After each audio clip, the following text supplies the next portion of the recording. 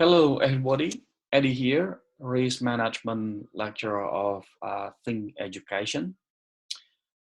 The purpose of the short presentation is to take you through with the assessment, and I trust that you have downloaded all the learning materials, including the assessments and also the assessment templates. Okay. If you haven't done so, I would suggest that you do that quickly, as we are entering week 3 actually, and the first assessment is due next week. All right, so just showing you the assessment brief, but I guess before we do that, I just briefly take you through with the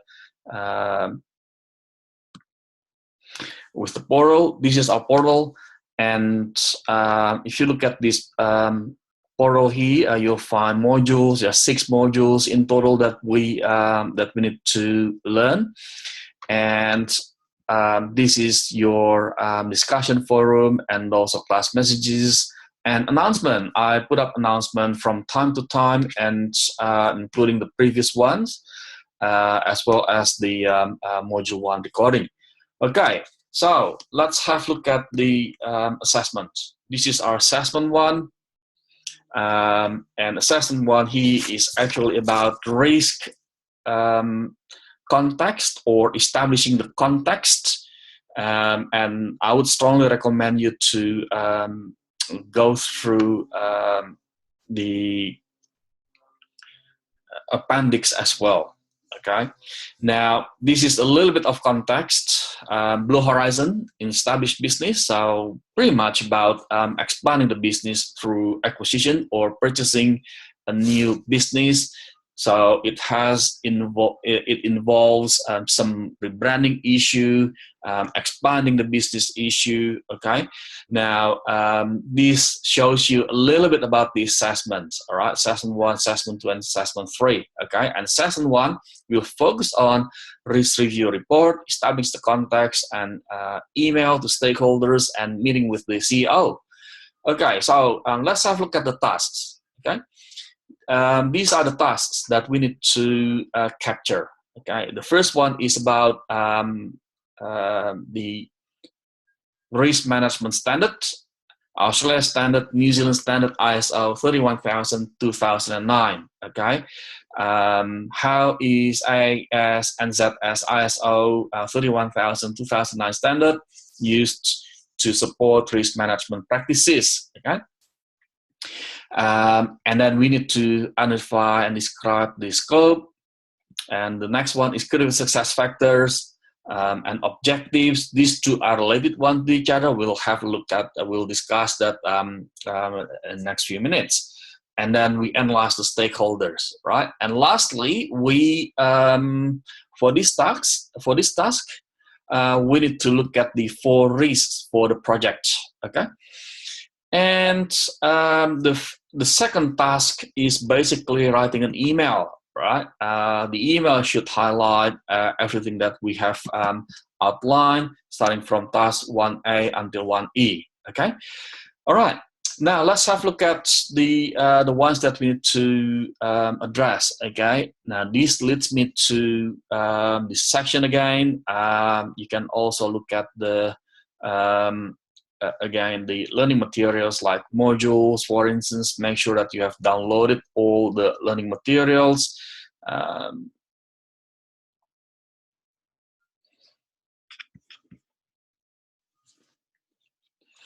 Right, now let's have a look at this one. Okay. All right, this one here is about the Australia standard, New Zealand standards. Okay, so what we need to do is to look at the this document. If you type this on your Google search box, you'll find lots of articles about this. Okay, now I also have, if you look at your discussion forum, there you go. You'll be able to find, you'll be able to find the, you'll be able to find these documents, all right? AS, NZS, ISO 2009, I've uploaded that document for you to research, okay? And okay, so what do we need to include in here, right? What we need to include in here is your comments. I'll just put in blue text comments about the purpose of the standards in risk management, okay? So you need, if you look at those, the document that I uploaded, you should be able to outline your comments about the purpose, okay, of risk management standard, right? Now the second one is about the elements, okay? The elements of what? Elements of these. Elements of IS and ZS, ISO 31000, 2009, oops, sorry, 2009, okay? You'll be able to, again, if you look at that document, you should be able to find them, right? They have a diagram, actually, okay?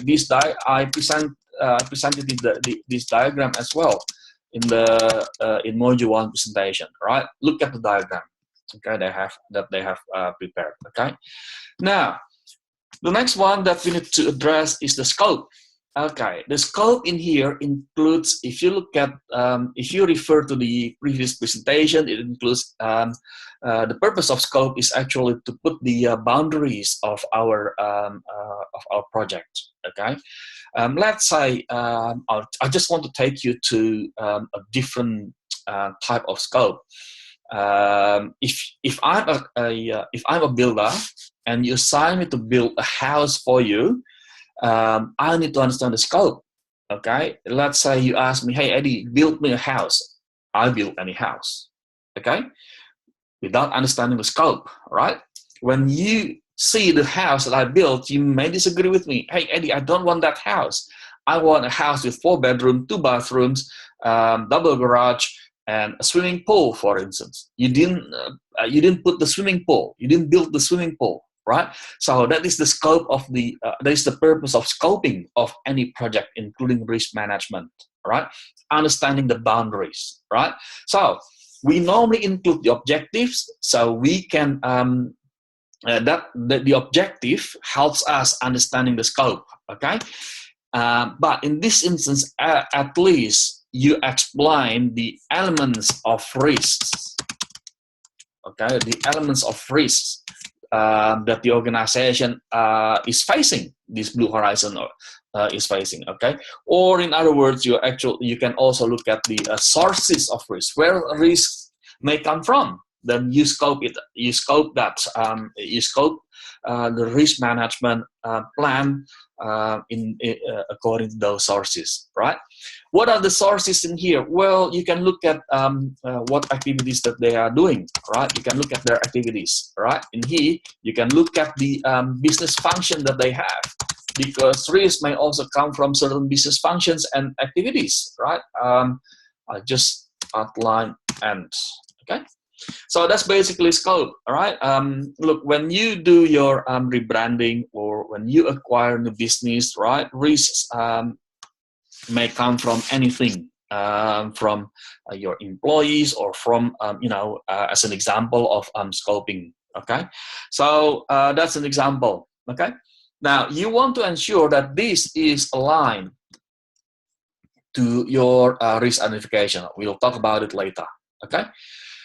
All right, now, critical success factor. Before I move on to critical success factor, I just want to talk about the objectives, all right? Because these two are related, okay? Objective is something that we want to achieve, right? Something that we want to achieve, okay? Now, what you need to do is to look at the context of this business. What is the context of the case study? The context is to expand the business, okay? Expand the business, right? And they also have some rebranding issue in here, right? How do they expand the business? They purchase or acquire a business, right, somewhere else, right? So they acquire a brand which is not their brand, which is not their Blue Horizon brand. So there is a rebranding exercise in here. Okay, so they want to put the new outlet under their own brand. Okay, all right. So what would be the possible objectives if they expand the business, if they want to expand the business? Okay, well, you imagine that, right? I'm going to ask you to put yourself in in their position. If you expand a business, okay, you buy a business, okay, you want to rebrand it to your own brand, okay, what do you think your objectives are? Okay, so that's the one. Okay, the second thing that I would like to recommend you to do is to put your objectives, to write your objectives using SMART principle. Okay, now what is SMART principle? Now, if you look at these two links in here, okay, they contain links to help you understanding SMART principles. This one here is the YouTube video. I'm not going to play it here, but you can click that. I'm going to after I upload the document, you can find the you can watch the YouTube video yourself. Okay, but in brief, SMART principle is a standard in writing objectives. Okay, it contains numbers or quantity and also time element. Okay, okay. Now, if you go back to the objective that we discussed before, we normally write the objective starting with the word to, normally. To what? To achieve this, to achieve that, or to increase, right? To achieve or to increase, okay? If I launch a new product, for instance, what is my objective? Well, my objective could be to achieve 5% market share in my first year, right? To achieve, let's say we discussed about some examples here, okay? To achieve market share, to achieve 5%, my apologies, to achieve 5% market share by the end of the fiscal year, right? Whatever the year is, let's say 2000XX, okay?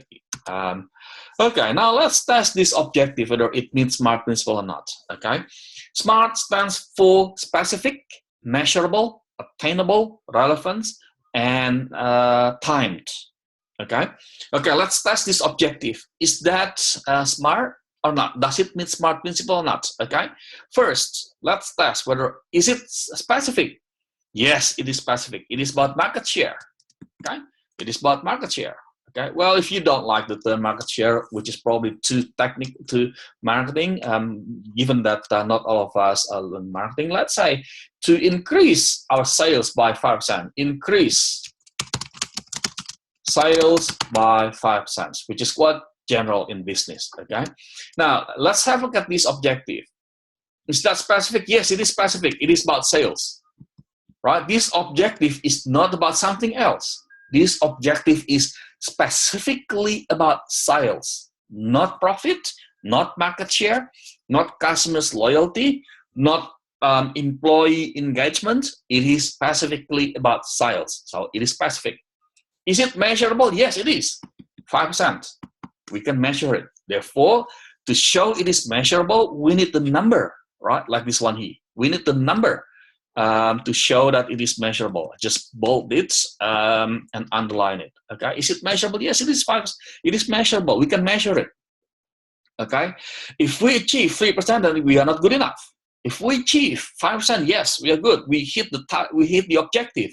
If we hit 6%, well, we may want to get a larger pay rise. Okay, is it timed? Yes, it is timed. Okay, when? See, we mentioned that when.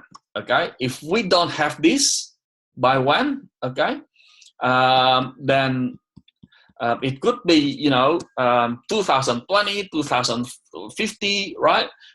So we need to specify that. Okay, in here we say, if we say by the end of the fiscal year, and our end of fiscal year is December 2017, then it is specific. Okay, all right.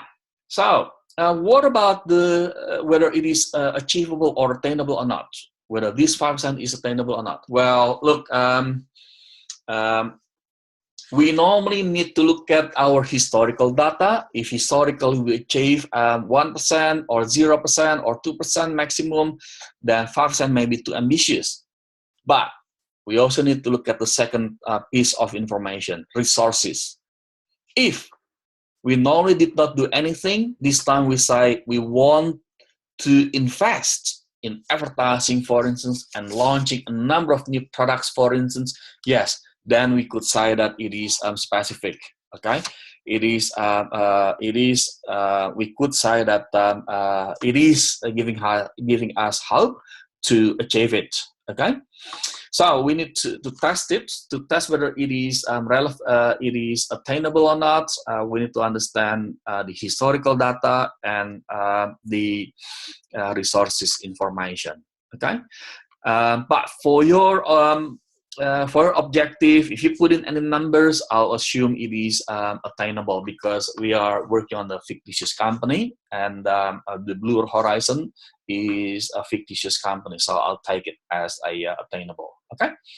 Now, the second thing is about relevance. Okay, assuming that we are the business manager for this business, and we are the project manager running the business. Okay.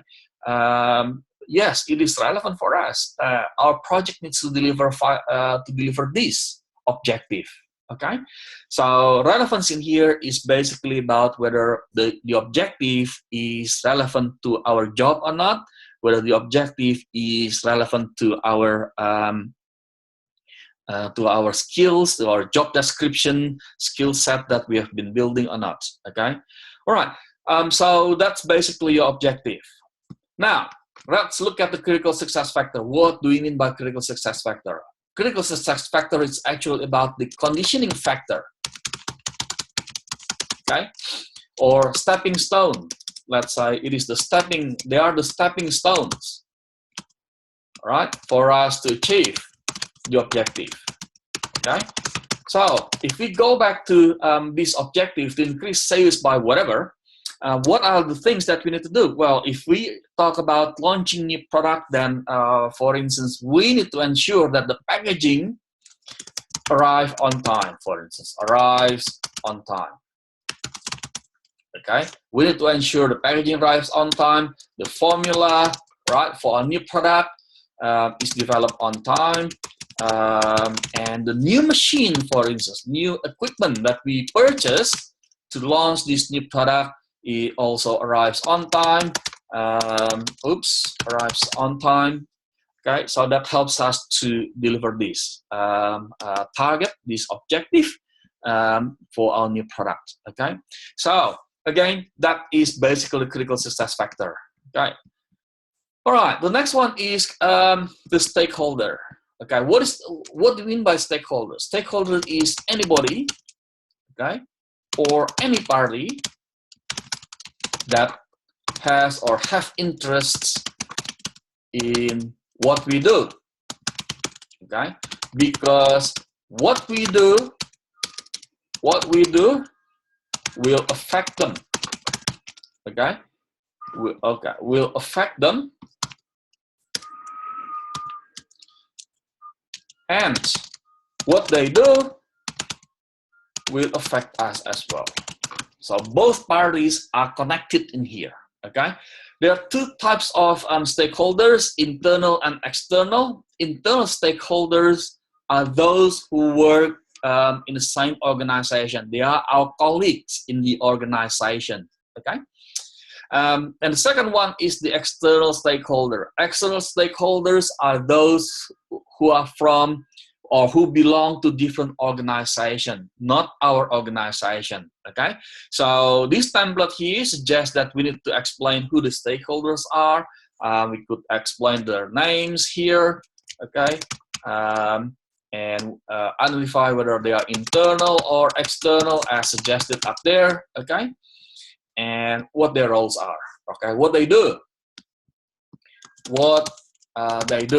Right, in specifically in our risk management process or in our organization's objective achievements. Okay, what would be their issues or concerns, right? So after their role, what they do, right? How they are related to our risk management. Okay, the next one here is what would be the issues that they have.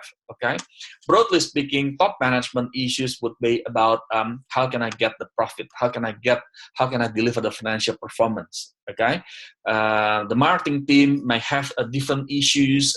They may have issues like how can I build engagement with the customers, how can I build my brand, and so on and so forth. Right. So there's some examples. Okay. All right. Now, risk identification. What is risk? If you refer to the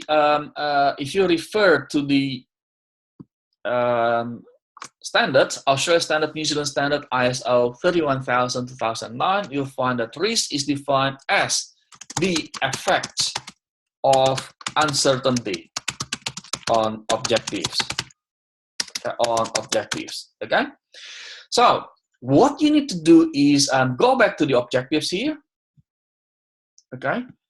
And think about what could stop them achieving these objectives, right? What could stop them achieving the objectives? These are the uncertainty, right? They are the uncertainty, okay? So you list down 4 of them. Now, when you list down these risks, all right, you can refer to your scope as well, right? The sources of risk, right? Does it come from your, from certain department, this department, that department, or this business activity? Okay, so they are the risks. Okay, that you have identified, and you explain them. Okay, when you explain them, make sure that you specify them. You have specific. You specify the risks in here. Okay, and explain why they are risks for you. Right. Why they can stop you from achieving the objective, assuming you are the business manager of this business. Okay, so that's basically about the risk identification. That's basically about task 1. Now, task 2 is actually about your email, your communication to the CEO. Okay, so what you need to include? Well, definitely you need to include your greetings, your introductions, right? Why you write this email, okay? Okay, which is basically to communicate your findings about the risk management plan. Okay. Okay. The second thing that you also want to include is basically your task 1. All right. A summary of your task 1. Okay. So they are the ones that you want to include in your emails. Okay. Oops. Now, your summary, okay, go back to each task, okay? You can look at the, definitely you need to include your risks, okay? You need to include your, the explanation, okay? And definitely you want to include the objectives, okay? I would suggest that you include the objectives first, okay? The critical success factors briefly, okay? Do you have to copy and paste? You don't have to copy and paste. In fact, I would appreciate that if you just show the highlight, right? The objective of this project are yada yada, and the critical success factors basically include these elements. Critical, okay, success factors, okay, basically include these elements, yada yada, and of course, the other one that you want to include is your other comments. Okay, your other comments, such as the such as your the concerns of some people, for instance, or some stakeholders that you find. All right. Now, the main ones are the first 2 that I mentioned in here, right? And after that, you explain about your closing. Right? In your closing, you expect feedback. Okay. Definitely, you want to discuss your recommendations. Okay. You want to discuss. Okay, you want to have some time to discuss these plan with your management team. In this instance, the CEO. Okay, right. So that's basically the ones that we need to address. Hopefully that helps you. Let me know if you need if you need further help, and I'm glad that if you can show me your draft sometimes early next week, so that will give me a bit of time to give you some feedback. That will be fantastic. All right. Have a good one.